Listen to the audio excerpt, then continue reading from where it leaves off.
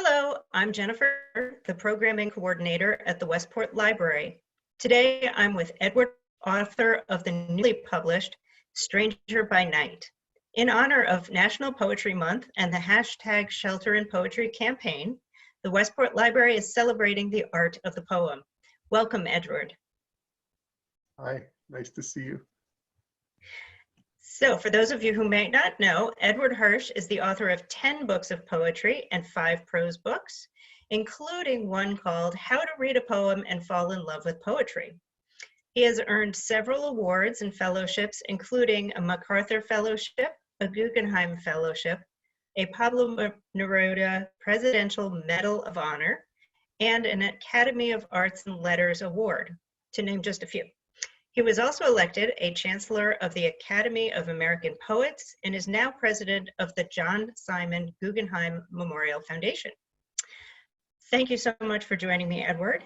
So how do you see the role of poetry in how we can get us through rough times and like this isolation? It's going to take us more than just poetry to get through things. But poetry can help. And weirdly enough, poetry is extremely well suited to a critical moment like this. And the reason for that is that poetry, by its very nature, connects people who are otherwise disconnected. It's a kind of contact or communication between people who are not physically present to each other. It's a kind of intimate conversation between two people who don't actually know each other.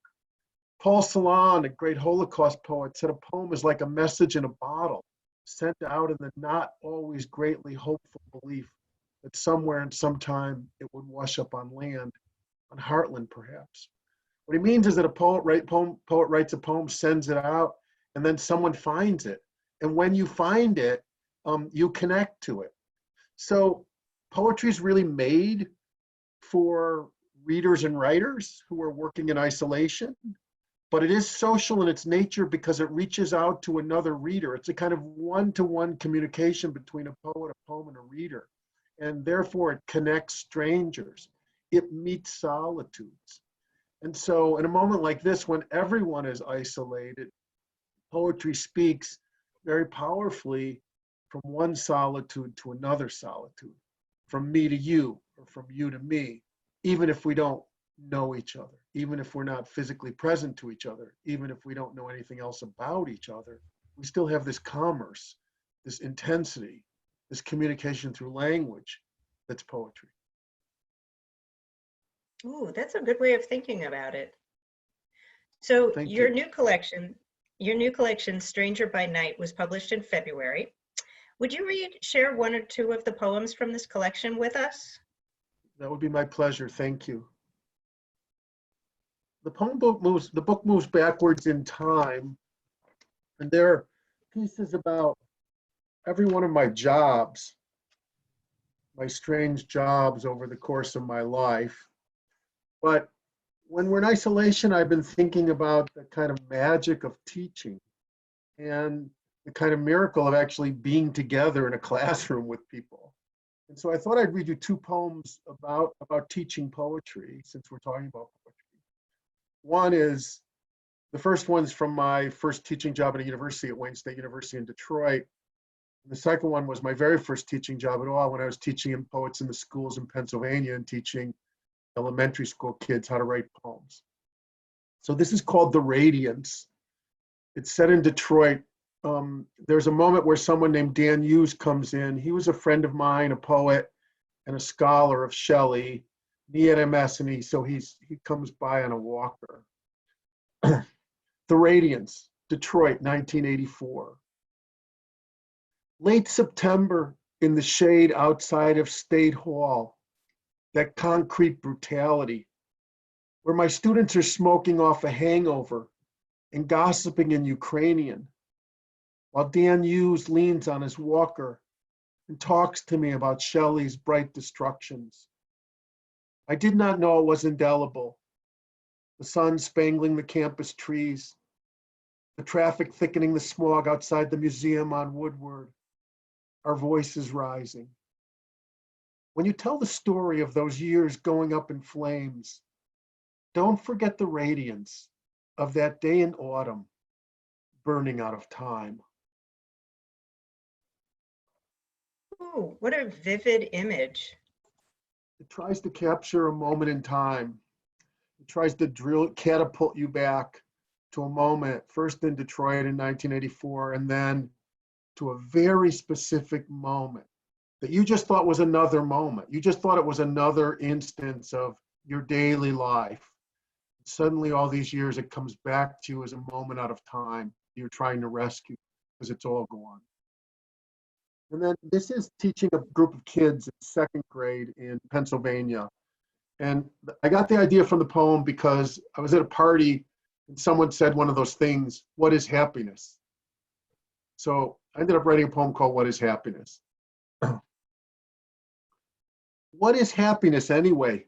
Someone wondered aloud at the lingering party on the lawn. And all at once, I was catapulted back into a raucous second grade classroom in northern Pennsylvania. Everyone clamoring with memories of wading naked into the Susquehanna River, running wildly over sandstone and shales, jumping over concrete dividers, steel railings, the whole family pointing together at the peak of North Knob. I stood at the blackboard, calling out names and noting it all down, marveling at so much jubilance, fully absorbed in our creation. Oh, that was great.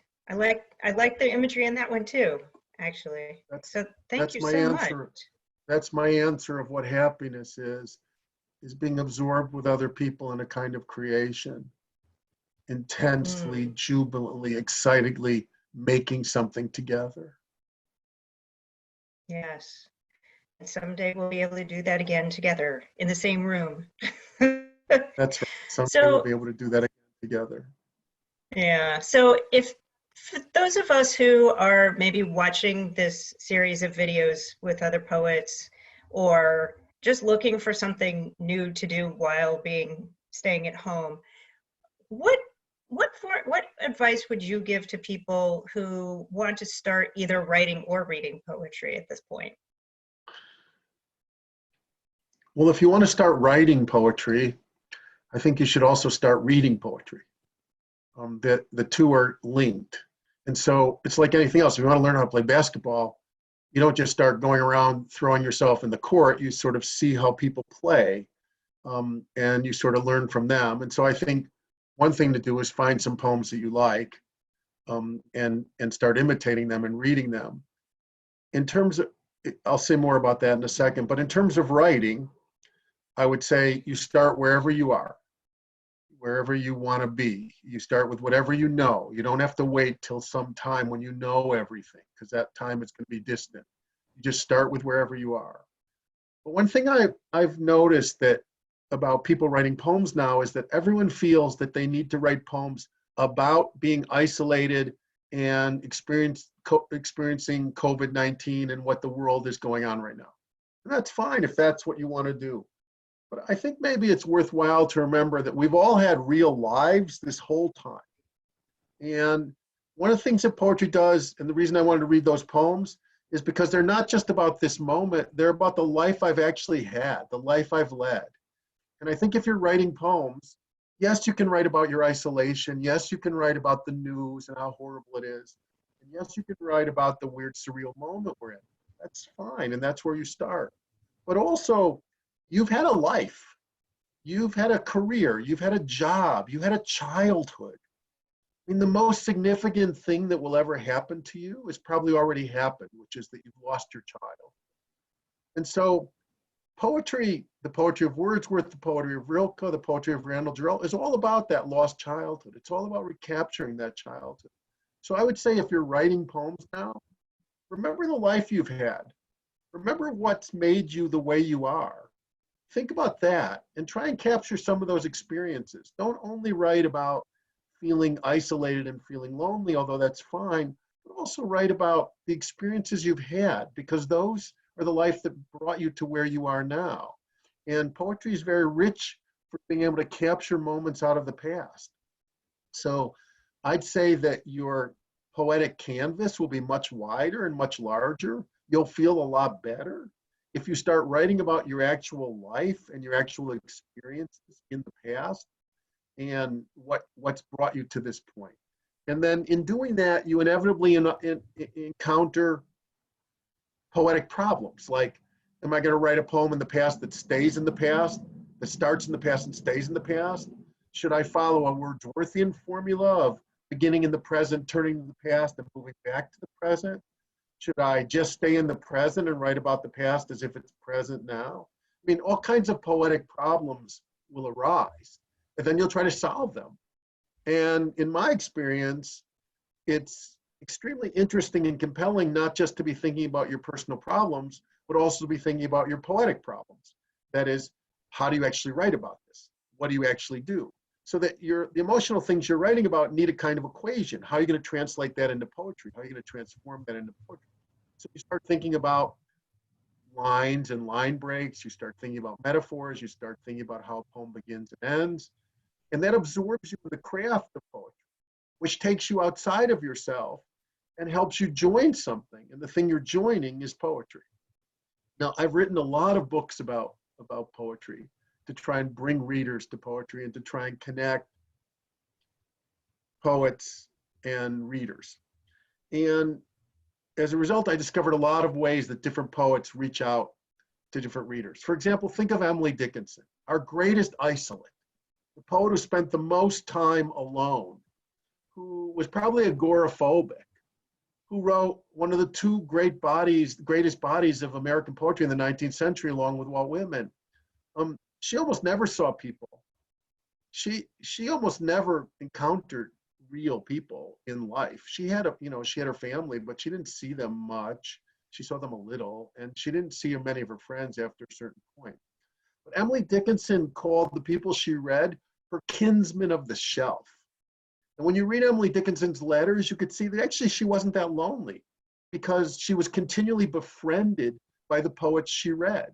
And she considered the poets she read, Emily Bronte, Shakespeare, Keats, poets she cared about, as kind of companions and friends. And I think it's a good moment to think about those poets as companioning you, as helping you. And for me, it's a great consolation to be able to turn to people who are not alive anymore in the past, who mean something to me, who speak to me, who speak to my condition. I wrote a column for the Washington Post for 3 years, in which I chose a poem every week that meant something to me and wrote about it. That's a book called Poet's Choice. At the back of How to Read a Poem, I included a list by country of the poets who meant the most to me. So that's my catalog. If you want to know who I like from Turkey, you can look up Turkey and see that I recommend Nazım Hikmet. If you're interested in Hungarian poetry, you can see that I like Attila Yosef and Miklos Radnati, or if Russian poetry, whatever. In other words, I give a kind of guide around the world of the poets who've meant the most to me. Which, by the way, it's a very good moment to be reading American poetry, but it's also a good moment to reading poetry from other countries. And the reason for this is that a lot of poets from other countries suffered terrible catastrophes. The experience for them in World War II, for example, was different than the experience for us in World War II. Because if you lived in Poland, 6 million people died during the war, 3 million Poles and 3 million Jews. So history was right there for you. And those poets had to grapple with that. And they write about it in a way that I found extremely illuminating. And it's illuminating at this moment too. So a lot of poets, no one suffered through this exactly, but a lot of poets have suffered through different kinds of experiences, different kinds of oppressions. Some of them are writing from prison. Some of them are writing from illness. Some of them are writing from very isolated libraries. And they're reaching out. Some of them are writing from insane asylums. They're reaching out to us. And that accumulated wisdom is important.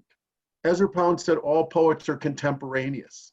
So what's really remarkable about poetry is that Sappho can talk to us as if she's our contemporary. And so can Cheswa Miłosz.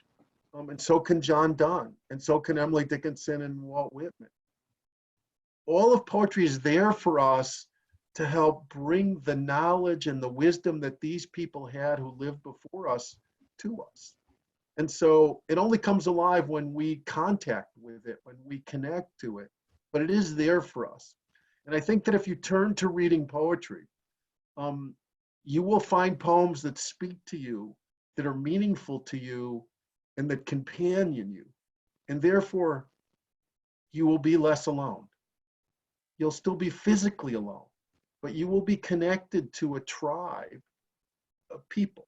And when you're connected to that tribe, and then you're writing poems, you're joined to something. You're part of something.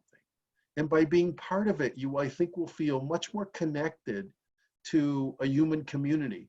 Not just the people around you, but the way that poetry is set up to speak is to people who are not around you, to people who are either long dead or not born yet. Poems reach out to people, to readers, wherever you are.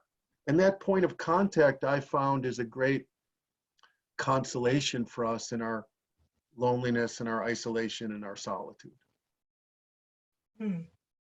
Thank you so much for sharing that with us, Edward. That just makes me think of everything just a little bit differently today. So that's really great. So you at home, hoping to connect. Yes, definitely. You at home can purchase Edward Hirsch's collection Stranger by Night at your favorite retailer, or find it in our catalog and enjoy some more of his poems. For more author videos and information about the Westport Library, remember to visit westportlibrary.org. Thank you, Edward. Thank you. It's good to be with you, virtually speaking.